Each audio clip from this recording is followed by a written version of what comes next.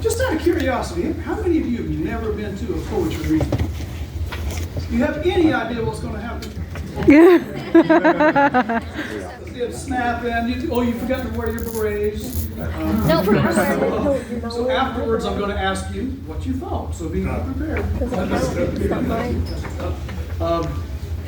Let me tell you something about this series that we established some years ago in the name of a beloved colleague, Debra Vazquez. She was associate professor of English here at the college and also a poet. She had just started poetry. She was a poet. She was kind of coming into her own as a writer and a well-loved teacher and faculty. She was an advisor for our award-winning magazine, Imprints.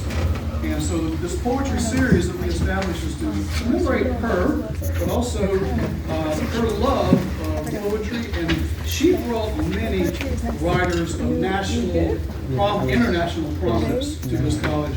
And so we've been trying to continue that tradition since. Let me tell you something about our special guest here today, Adrian Matika. He's the author of 6 books. Most recently, a mixed media collection inspired by psychedelic, Standing on the Verge and Maggot Brain, and a collection of poems. Somebody Else Sold the World, which was a finalist for the 2022 UNT Wilbur Prize. It's a big deal. It's a big deal, believe me. His collection, The Big Smoke, was awarded the Anisfield Wolf Book Award and was a finalist for the National Book Award and Pulitzer Prize in Poetry. So he's no slouch. He served as Poet Laureate of the state of Indiana in 2018 to 2019, and he's the editor of the premier poetry journal in this country, maybe in the world. It's just called Poetry. And if you're the editor of Poetry magazine, you know what you're doing. So I hope we can see you again tonight when he gives another reading, but for now, help me welcome Adrian Matika.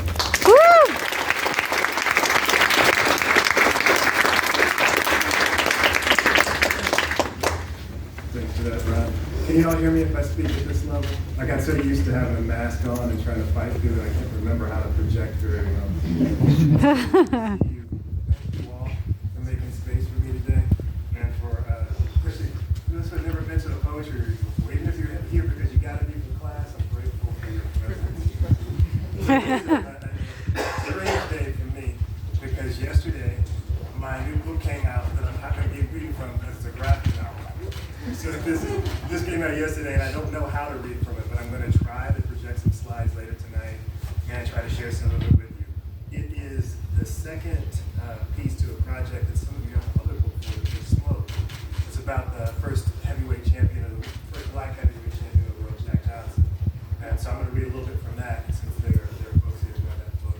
And then I also saw that in honor of Debra Vazquez and her legacy as a poet, broadsides and poems. It's on that. Somebody else told the world. So I'm going to read from that once everybody is settled. So some of you haven't been to. Are there people in here who write poems other than? Okay, I see. Used to. Back there. Good. What about songs? Anybody in here a songwriter? That's what's up. Oh, actually, no. What about general musicians or artists? Anybody in here paint? Okay, so we're all part of the same community in one way or another, right? Poetry is just music with words. Visual art is just visual images made out of poetry. It's all the same thing. I want to start by reading a poem that was inspired by a musician, Travis Scott, and his song, Highest. And it has an epigraph from Travis Scott, I'm the highest in the room. I should say before I said, this whole book, almost all of it except for 3 or 4 poems were written during COVID, during like lockdown COVID in Indiana. So March to October of 2020. I have never written so much in such a condensed time because there was nothing else to do. My wife and I got my DJ set back out. We were having these baking brunches, and and mix all day, and it was great for like 2 weeks, and then we realized what this really was, and that it wasn't going to stop, and it wasn't just a little vacation.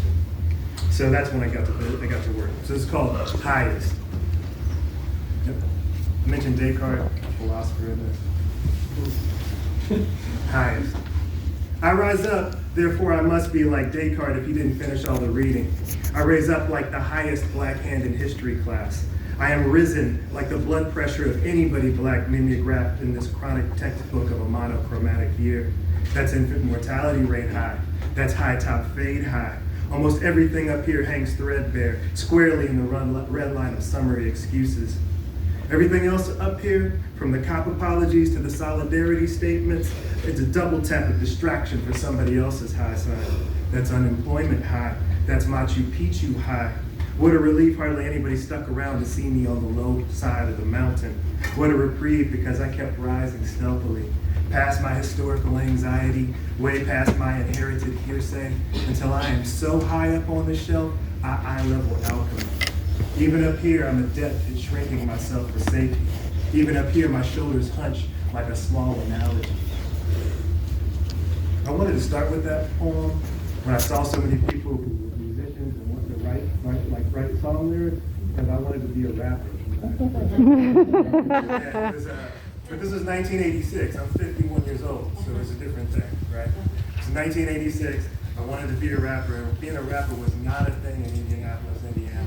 In 1986. It's probably still not.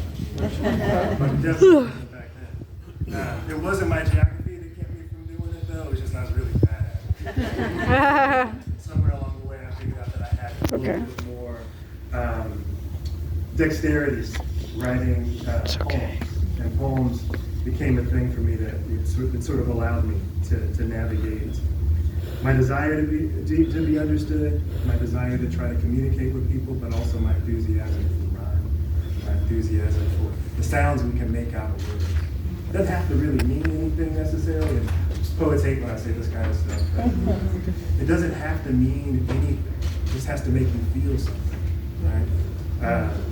That whole poem is just for me getting around to the point of wanting to say that, yeah, I've got incredible amounts of anxiety, and they got amplified during COVID. And I think I need to write about it now. Somehow Travis Scott was the vehicle for it. The whole book started with, I don't know if people, y'all know who David Bowie is? Yeah. I have a picture of him in my living room, so it's like one of those things where I know who he is. I see him every day, but he was one of my favorite musicians, still is. And his music inspired this book. It was he had a song called "The Man Who Sold the World" that Nirvana covered back in the 90s. It brought it back into the world. But as a longtime Bowie fan, I already knew this, and I have the record. And my wife, at some point, probably about March probably about June of 2020, was like, "I never want to hear this song again." But listen to it. This is like homework from somebody who doesn't grade you. Listen to the Man Who Sold the World from David Bowie, and also listen to the Nirvana version. So that people don't know this, but that song was based on a poem called "Antagonist" by Hugh Mearns. And in the poem, this guy's walking down the stairs and he sees a ghost. Right, that's the whole poem. It's from like 1899. David Bowie flipped it and turned that ghost into himself and talks about how he felt, and so the poem's about him in some ways feeling like he's commodified himself to become a rock star and he doesn't like what he sees. So imagine like thinking about this during COVID while we're all stuck in our houses, and I was looking on Instagram and rich people are on islands and I'm sitting, in my kitchen. And I'm looking at this like, this